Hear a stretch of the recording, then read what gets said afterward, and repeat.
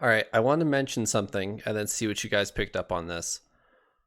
For Lift, she has had a few references to the Night Watcher.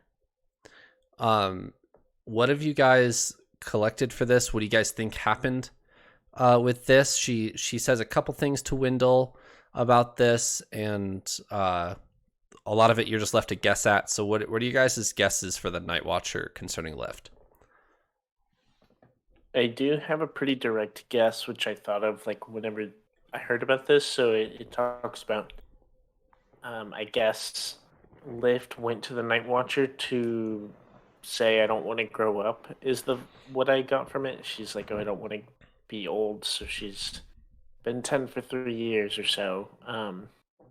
But I took it as I bet it's going to play into Oathbringer because we know that there's a history between Dalinar and the Night Watcher, and Yes. you get like a curse and a gift, and stuff, and so Well, you get. Well, just let me clarify that for you before you go. You get a boon, Mhm. which is what the Night Watcher deems will solve your request, and then you get a curse. So whether that thing Okay. you asked for is actually a gift, in quotes, is up for interpretation, but you get your request fulfilled in a way that the Night Watcher deems appropriate, and then you get a curse on top of that. Okay, so it could end up being a double negative, but Correct. ideally it's a gift and a curse idea in a good scenario. Okay, that makes okay. I'm glad you stopped me there. Um, so with that, I assumed it's going to end up playing into Dalinar's relation to the Night Watcher and providing info there, in Oathbringer, and that's I kind of just summed it up to that, and not to worry about it too much, and that it will probably come back in Oathbringer to be something more notable. But I don't know if Elliot had thoughts about that, or if you have stuff you can share. Um, I started in the same place as you, Paul. I did pick up on it. It seems like her request might have been something like "Don't grow old" or "Don't change" or something along those lines. Lift seems to make a couple references to that. But then as the story went on, I was less and less sure about what exactly the interaction with the Night Watcher was, because it seems like Lift thinks she hasn't aged, but then it seems like there's kind of hints that perhaps she is still aging and that she is still changing, and that she thinks she's not supposed to be, but then she kind of has moments where she's like, "Oh, but I have changed." And so maybe that's what Lift thinks she asked for, and in reality she kind of got something a little different. I don't know. I started the story thinking I knew what she got, but and finished the story rather unsure. would Classic. you like to know my worst? Would you like to know my worst fear about her relation to the Night Watcher? Yes. Uh-oh. It is it is that so she could have definitely said like, "Oh, like I don't want to grow old. I don't want to be old." And then maybe she will have a really young death, which is very Mm. morbid. And I'm sorry for everyone watching, but I did briefly think about that, and I was like, that would be no. I thought about that when Trevor corrected me that it's not a good thing necessarily, but an answer. Um, and if she says that, then the Night Watch could be like, okay, whatever, you'll die young or something, like, you won't grow old, which Right. would be very sad. Um, so yeah, that is my worst fear for Lift's relation to the Night Watcher. So hopefully that's not the case. Do you guys have any? Did you pick up anything or have any predictions for her curse? She doesn't seem to know it, or she hasn't mentioned it, or hasn't come up yet. Um, but do you guys have any predictions for her curse that she received? So I'm trying to solve where her Stormlight metabolism comes from. That seems Mm. to be an ability that like not even Knights Radiant are supposed to have, and so that there's that. There's also the fact that she can interact with Spren, like she can climb the vines of Wendell when even Wendell thinks that she's not supposed to be able to do that. Right. So that there's two kind of oddities about Lift that I think could be tied to the Night Watcher, whether they're on the boon side or the curse side. I'm not really sure, but I think those abilities, the supernatural nature of them, beyond what we even see Knights Radiant do, seems like those might be candidates for something she got from the Night Watcher. But I can't point to one thing and say I think it's the curse. I'm not really sure. It's fair. If I was gonna make a guess, I was gonna go with the food thing. It does, like, at first I was like, okay, this is kind of neat. She like gets Stormlight through food she has, but throughout the story, it seems like it's a weakness. It doesn't seem very effective, having to always find food or whatever and stuff like that. It seems like just having a bag of some spheres with Stormlight would be much more efficient. Um, so yeah, I could see that as a curse. I hadn't thought about her being able to climb on Wendell. I kind of just took that as like, oh, that's an edge dancer thing. Edge dancers, their spread or whatever, they can kind of interact or something. Um, but I hadn't thought about that. That could be related. Just off the top of your head, how many times is Stormlight mentioned in this short story?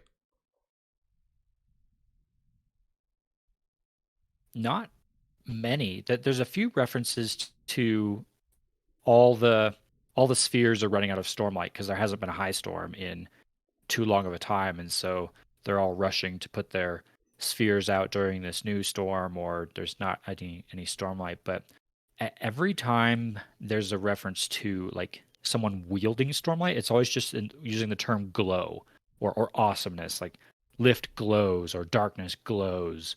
And I kind of just took that as Lift's childish perspective on that. She doesn't know that that's Stormlight, and so she just drives there. She just thinks about it as, ooh, the glow.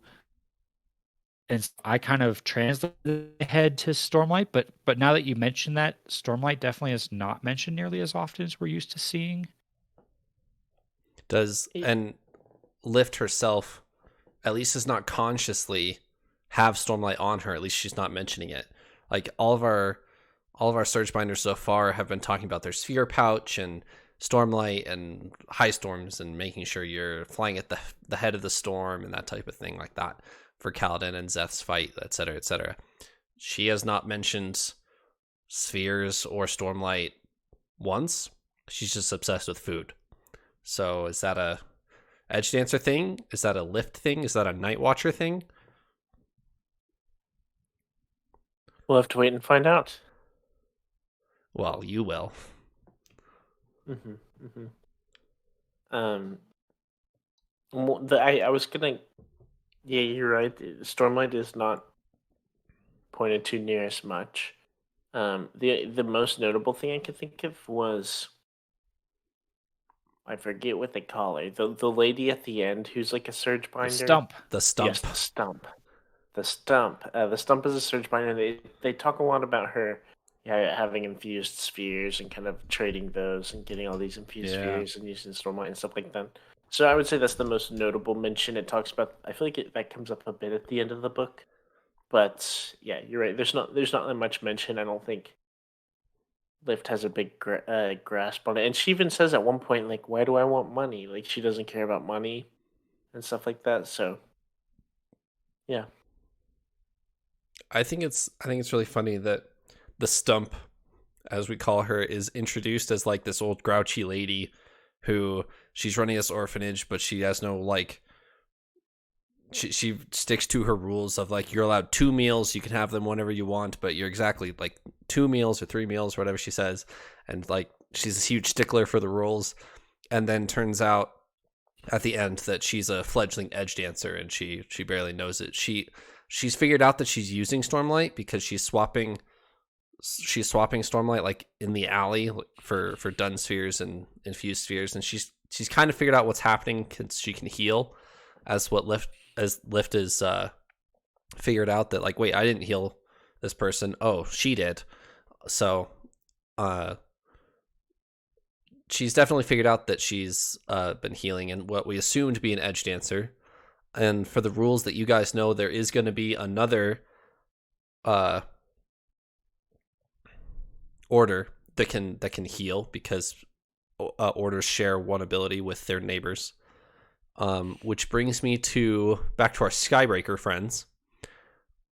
At the end of this book, Nail flies off. Did you guys catch that? I did.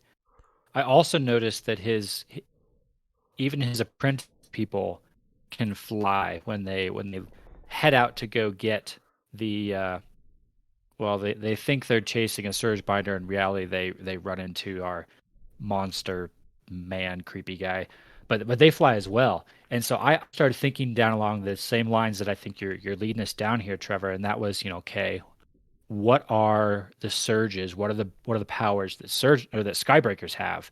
And clearly one of them is flight, which we know is shared with the wind runners. Right. So perhaps that whole lashing method of flight, unless it's some other sort of type of flight, perhaps. But we probably should have predicted this. I mean, wind runners and Skybreakers, like, are both going to fly, right? Right. But I couldn't quite pin down maybe a second ability of the Skybreakers. I really wasn't sure. Yeah, I didn't either. I did think about it a little bit of like what do the Edgedancers share with? And I thought back to the interlude in The Way of Kings, where Dalinar has a vision and sees the radiance, and one of them heals. And I am taking it that the radiant who healed there is not an Edgedancer, but the other one. Two orders of Knights Radiant have the ability for regrowth, Okay. or to heal, and I don't remember seeing evidence of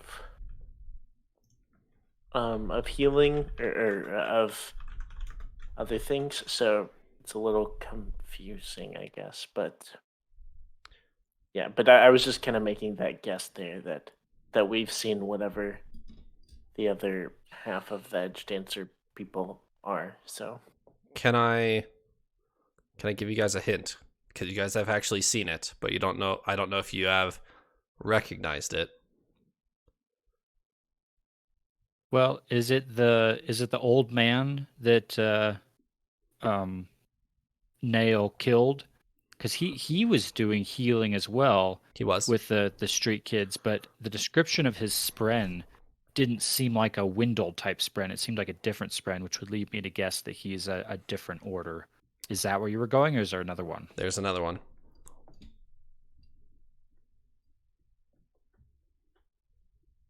And so we have a character who used to need glasses and no longer does.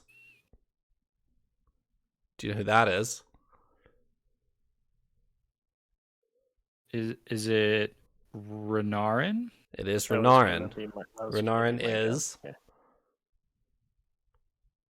Yeah. Oh, he told Was he an us. Else Caller? He told you at the end of Words of Radiance. Jasna, right? Jasna's an Else It Caller. was something. Okay, it was something with kind of a visionary kind of. He is a thing. Truth Watcher. That's what That's he's okay. titled. Yeah. right. So Okay. Truth Watchers share the surge of regrowth with the Edgedancers. Okay. Hmm. I feel like that is a little hard to make that connection. So I instinctively thought, like, because every Surge Binder seems to be able to heal themselves. Sure. And so I just kind of took it as that. Like, Yep. Lopin starts to grow an arm. Kaladin's been injured. He's always healed himself. Everyone kind of does. So I do see that there. I have kind of thought a little bit about, okay, can we start piecing together our orders a little bit? And I'm going to kind of make the jump a little bit. So if we have our wind runners, right, they can fly and they can do all these lashings and stuff. We've seen our Skybreakers can fly, so I'm assuming they share that side, like, our wind runners are here, the Skybreakers like share that, and then have something else which we don't fully know. And then on the other side, I'm gonna say that the Edgedancers share the other quality. It's a little confusing, I think. So, do you All want me the to just go lashings through it and for you stuff guys? there. Because we know enough at this point that I can just kind of spell it out for you, and it won't be that big of spoilers here. Okay, we can't. I'm gonna finish making my little guess, and then Yep. I'll let you do it. That way I get all the credit when I'm right. You know. Gotcha. So we have our like Windrunners that are sharing with Skybreakers and Edgedancers. And then I think Edgedancers, shared the regrowth with, I guess, Truth Watchers. And then who knows where Lightweavers and all of them go. But I was just trying to think. I think those three are kind of like together, or four now, if we know that Truth Watchers share regrowth there. But yes, I am curious to hear them again so that I can think about that. Are you ready, Elliot, or were you going to read something there? No, I'm cheating. I'm pulling up the Ars Arcanum in the back of Words to look at the list that I think you're about to walk us through. So I'm going to go through the surges and then let you know the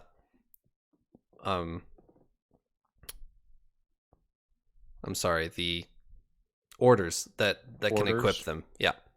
So the first one is Adhesion, and it allows you to bind things together, and it is shared between the Bondsmiths and the Windrunners, which we have two of those as our two main characters of Kaladin and Dalinar.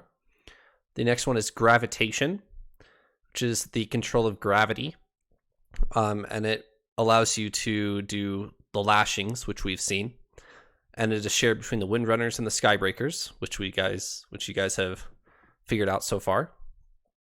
We have, I'll actually come back to that one because we know the least about that one. We have the surge of abrasion, which is the influence of friction.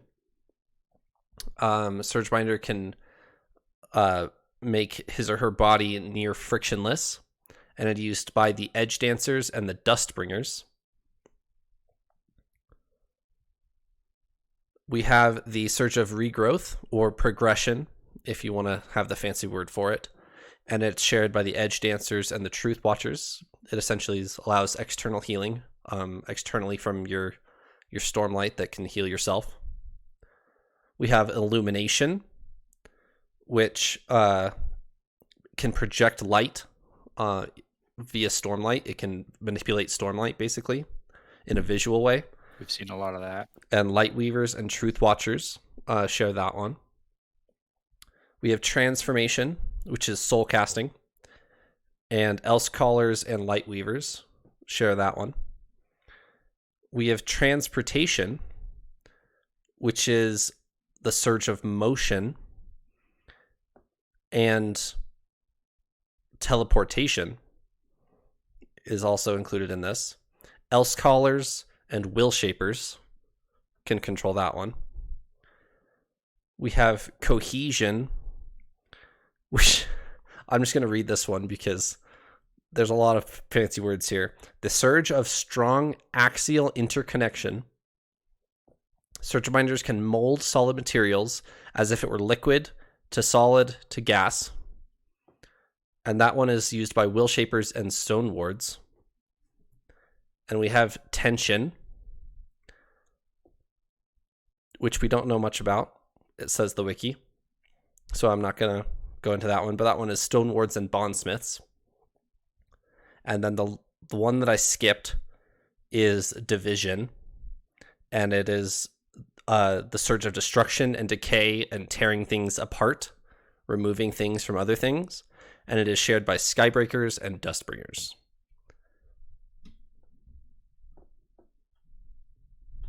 Any questions? I kind of went through that fast, but I think that made sense.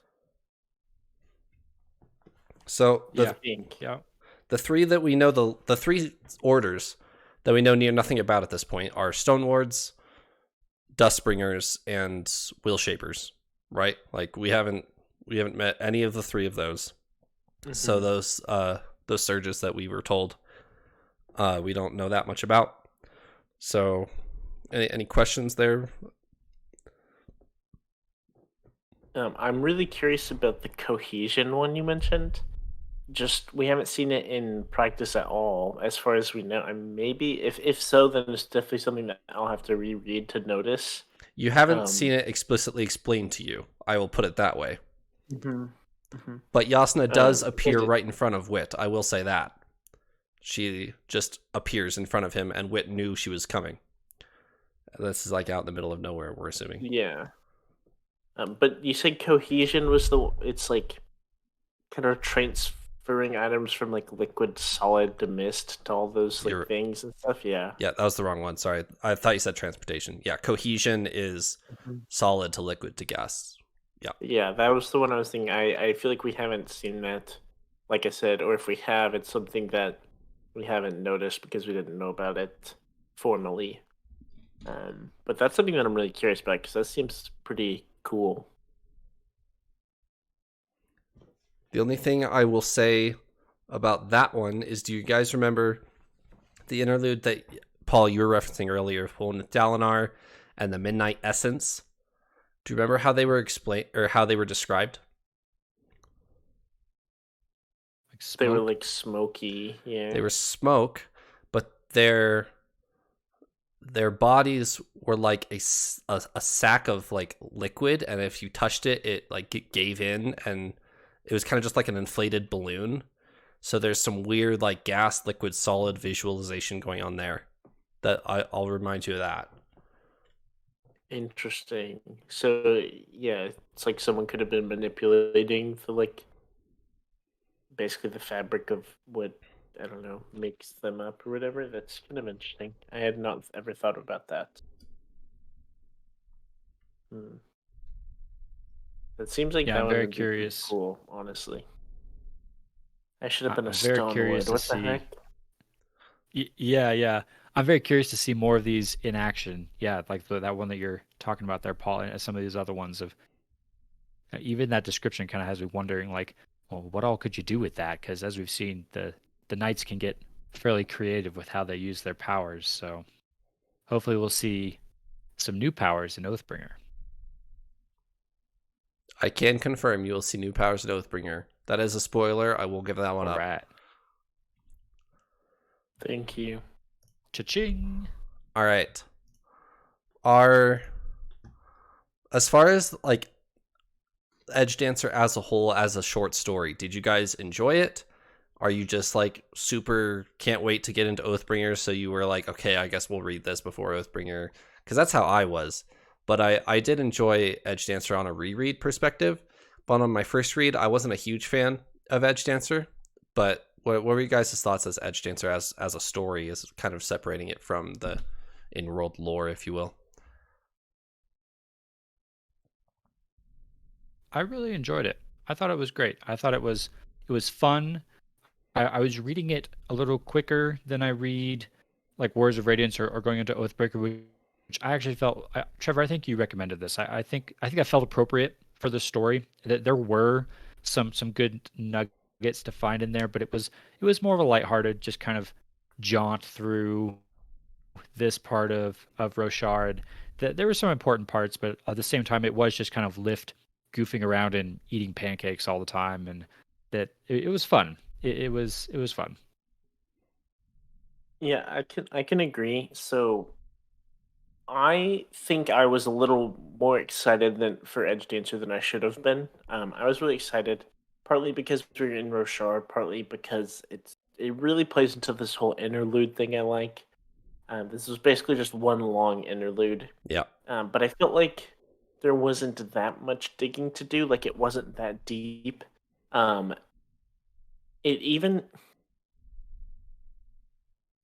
trying to think of a better word for it. I almost said it spoiled it for me, which it didn't. But at the end, at least of the audiobook I was listening to, Brandon Sanderson kind of explains his motives for writing Edgedancer. Yep, it's really to set up like there's a postscript. Yeah.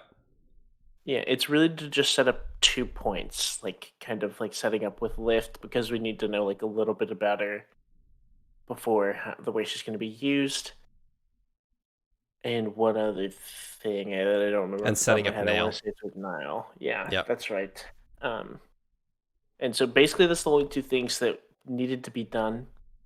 And so, kind of a lot of the story wasn't that important, and I kind of breezed through it, and I enjoyed it, but not that much. I was kind of getting through it. I thought the end was really exciting, and I really liked it. Overall, I really enjoyed Edgedancer, but kind of just I kind of hoped there was going to be a little more significance than there was. So I was kind of like, okay, let's get on to Oathbringer where everything is going to be. I can try and dive in and look for more significant stuff or bigger things. Right. Yes. I would be willing to bet that there's more in here than you and I realize, Paul. As if I've learned anything from The Way of Kings and Words of Radiance, that I bet there's a bunch of bits of information that mean way more to the rereader. That seems to be a Sanderson hallmark. Oh, But absolutely. I agree. It doesn't seem like there's quite as much to the new reader.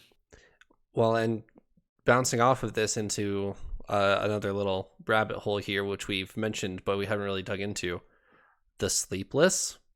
We kind of just got that dropped right on our plate in chapter 18, where Nail and his followers are hunting this what they think Surgebinder in the city here, and he turns out to be a bunch of interlocking Kremlings.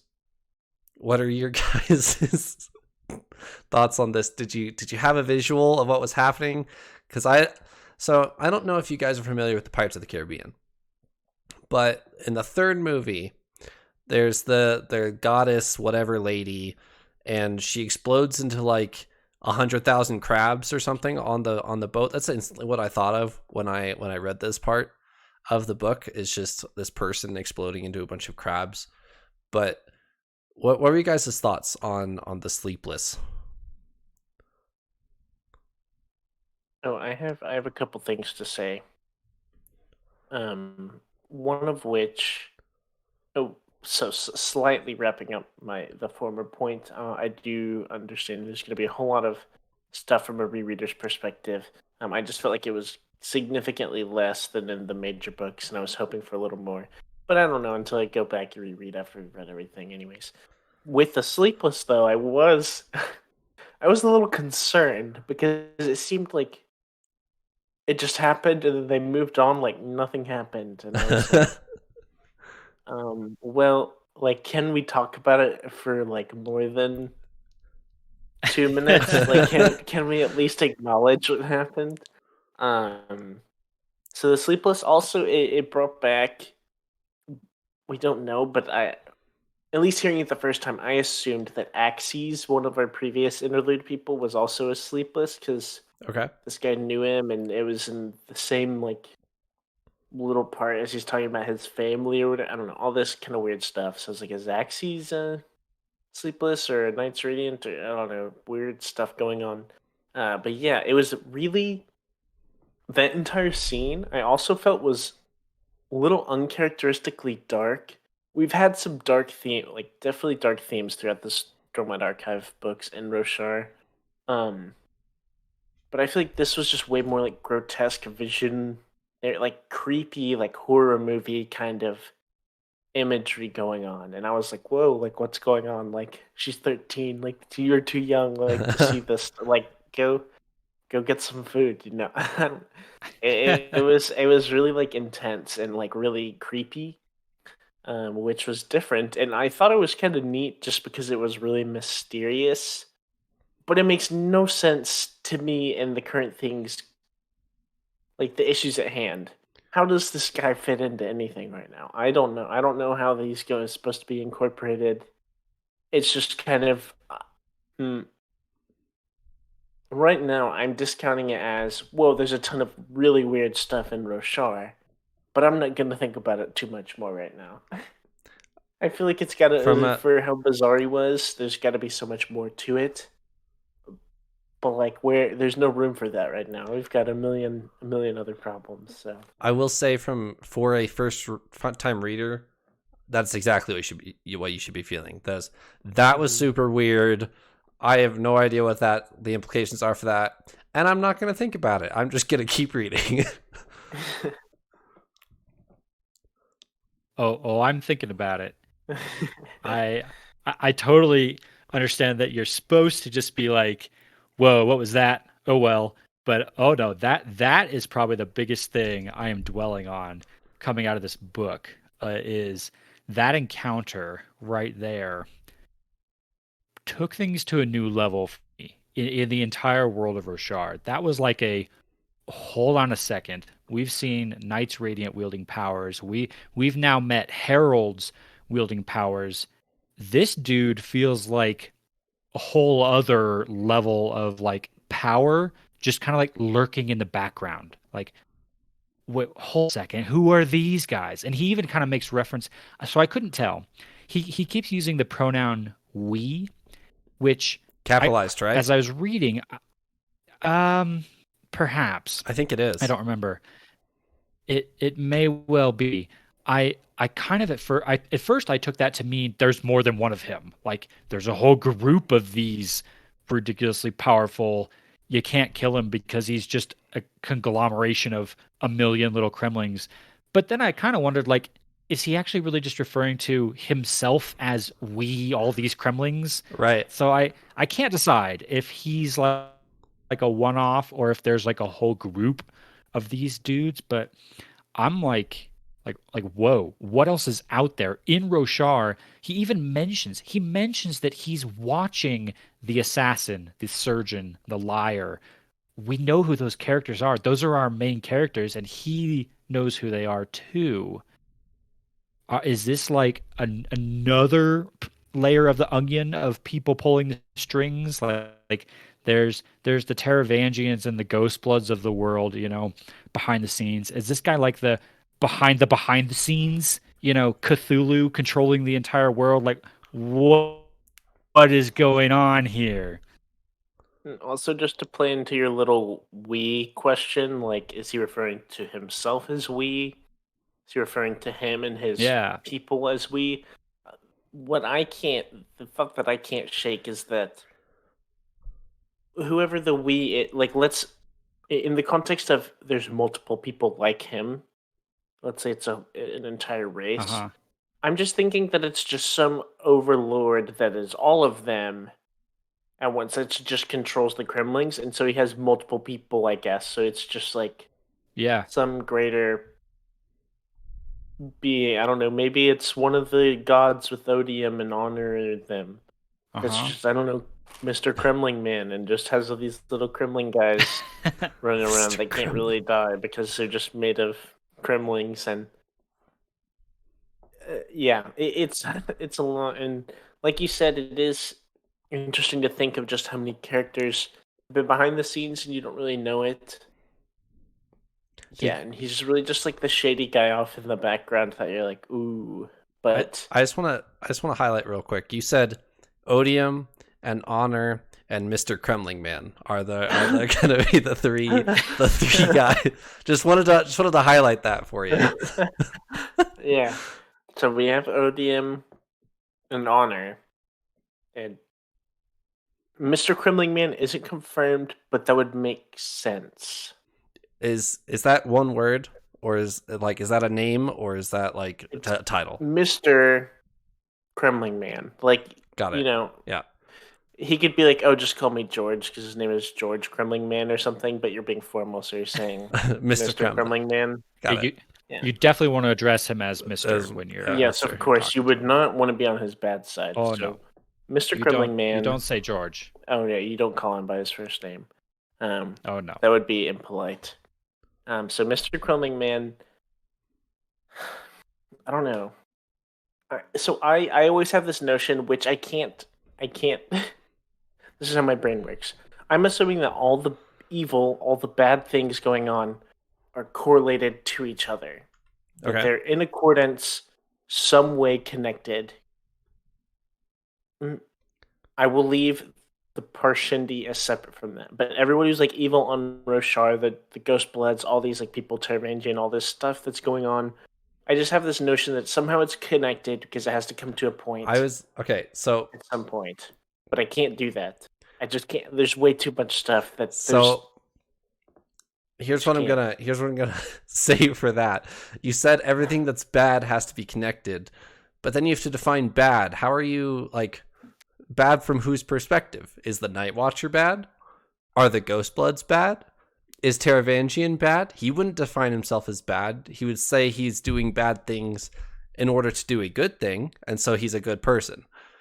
But we would say, okay, he's a bad person because we've read The Way of Kings, and we know, and we have, all three of us apparently have agreed that the end doesn't necessarily justify the means, and you need to be able to cover. So you really have to define bad before you can say all bad things are going to be connected. You're trying to distract us. I'm catching you right now. You're trying to lead me astray. You're trying to lead me astray, and you have been this whole time, because there's no way that it's that deep, like that crazy, because it's from the reader's perspective. That's why we're saying these people are bad. So the reader's perspective, we know they're crooked, they're wicked, they're everything. Our characters in the story may not know this. That most people, I don't think anyone knows Taravangian is bad, except maybe Zeth, or I don't know. But if it was where it turns out that, okay, at the end of the story, the Ghostbloods were the good guys, and we're viewing things from the wrong perspective. If that happens, then I don't know. I just wouldn't know anymore. So I'm gonna stop you there, Trevor. You're trying to lead me astray. Fair enough. That is fair. Speaking of sides and people who we don't know if they're good, we don't know if they're bad. Who are you? I want to go back real quickly to Axes. Paul, you mentioned him for a second, and it's just a name drop here where this guy has a name, right? I think I wrote it down. Arklo? Yep. Arklo? Yep. So we never want to address him as that, so I'll stick with Mr. Kremling Man going forward. No, he's just part of respect. Yeah. He's Arklo, but the guy controlling him is Mr. Kremling Man. He's the one you don't Anyway, sorry, go ahead. But Mr. Kremling Man drops Axes' name, which I'm with you, Paul. I kind of thought at first, like, whoa, is Axes one of these sleepless guys too? I think I convinced myself no. I feel like we kind of dived into a little bit of Axes is alien and has powers that come along with that, which maybe explain his weirdness. But in the same time, this tells us a little bit of like the circle that Axes runs in. Like this guy knows Axes. Axes, I guess, probably knows this guy. This guy seems to be one of those incredibly powerful in the shadows kind of people. Now I'm kind of mentally categorizing Axes in that same category of, is Axes way more connected than we maybe assumed he was when we saw him? So now I'm very curious there.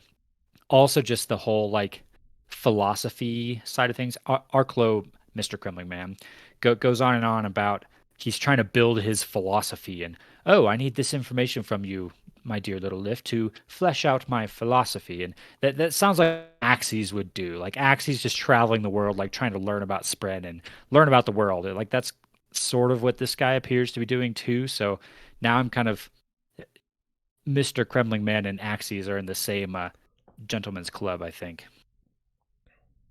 So if you guys remember our Axes interlude before, way back at the first set of interludes in The Way of Kings, he is, I believe he's on some coastal town, somewhere in the top left. I don't remember where he is. And he's trying to attract specific types of Spren. And he's taking notes on Spren. And he's been, like, he insinuates that he's been around for years and years and years. And he's got all the time in the world to do this. And he's trying to find all the Spren he can. And if you remember, there's this geyser in the bay that goes off like every day, and you can set your clock by it. And all the local people say, oh, it's a Spren. that does that. There's a big spren in the bay, and he sets off this geyser every day. But what have we learned about spren since then? Do wind spren attract the wind, or does the wind attract wind spren? Or are honor spren attracted to honor, or do they create honor? Like, what are you guys' thoughts here? So you're saying it's not a geyser spren that makes the geyser, it's attracted to the geyser, and there is something else that is running this little geyser guy. Correct. So Axes, is he really there to find the spren, or is he there to talk to the thing that's attracting the spren?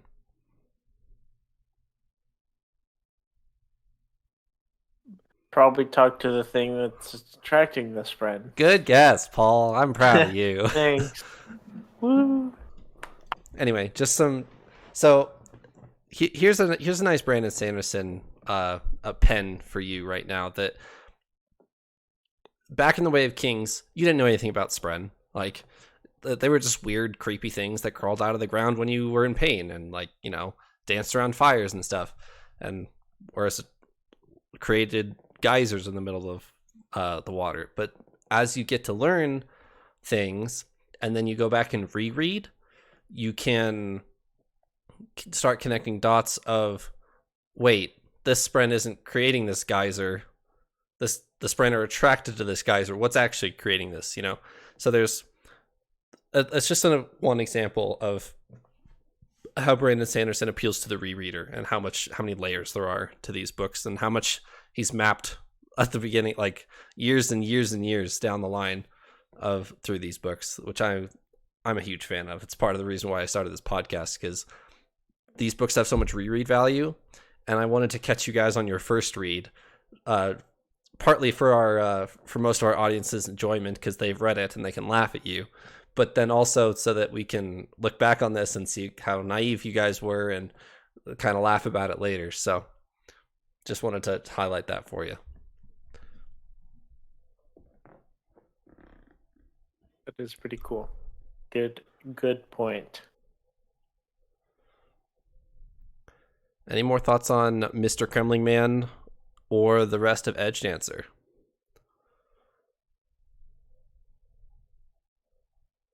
Not really. I mean, nothing specific. There were a few other little bits and pieces that I noted, a few other kind of name drops that mean absolutely nothing now, but they'll go on my list of questions. I'll compile. I'll add these to my Oathbringer questions that I have for the end of that one. So more to keep an eye out for. But overall, I thought it was a very fun little side story, if you will, and I feel like I hope it's going to set us up really well for Oathbringer. I feel like it has. It feels like a really good way to kind of step back into the world of Roshar, and I'm ready to dive into, you know, the real meat of what's about to happen, because we've hit a pretty incredible high coming out of Words of Radiance, and the world feels like it's on the brink of something maybe perhaps literally earth shattering, and so I'm excited to go figure out how that all is going to play out.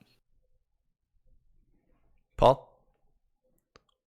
Yeah, I agree. I like Elliot said, I'm ready to get into the meat of it with Oathbringer. I feel like this was kind of our little salad before before Oathbringer. So I'm excited to dive into that. It's been a while, so I think I'm gonna have to be more critical and more like analytical. Like, every little detail is important, which I know it was important in our other books too, but not as much. I would say if our main series books are 10 out of 10, at least think about all the little things that you see. These other ones are like a 6 out of 10 or something. So I'm excited to go deep. Cool. To close out this episode, and we'll go into greater detail at the beginning of next week for this, but can I get one or two things that you guys are excited about or anticipating for Oathbringer before we jump into it and start it next week? So one thing I'm extremely excited about, which I can kind of predict that I think is going to happen, is we're really going to see an array of our Knights Radiant working together, or just having a stronger understanding of their powers. We'll get to see a lot of them like work together now that we have Kaladin, Shallan, Dalinar, Renarin, all these characters that are Knights Radiant now. They're going to figure this out. They're kind of past the intro phase there, and I think they're going to start to work together. And we're going to see some really, really cool sequences. I think maybe combining their strengths and things and doing stuff like that. So that's probably my most notable one. That, and of course Szeth with Nightblood. I always want more Szeth content. I always will. So yeah, those are my two big ones. Paul, I feel like you and I are switching perspectives or something here, because you're talking mainly all about the Knights Radiant and excitement there, and I'm gonna go on record and say I'm the most excited about Szeth at this point. Like, even just this little nugget of Edgedancer and the history we now have about Nightblood from Warbreaker, all of that now really intrigued as to what's going to happen with Szeth. I was more like in a pit after Warbreaker, having learned what Nightblood was capable of, thinking, oh dear, Szeth is about to wreck the world. But then this little cameo we just got of Szeth here in Edgedancer, he doesn't seem like he's on that path. He doesn't seem like he's on the path to total chaos and kill everyone because I have Nightblood. He seems on a far more productive and I don't even know how to phrase it, good path, if you will. So now I really want to know what Szeth are we going to meet in Oathbringer. I guess I'm assuming that we are going to meet Szeth, but I'd be pretty shocked if we don't.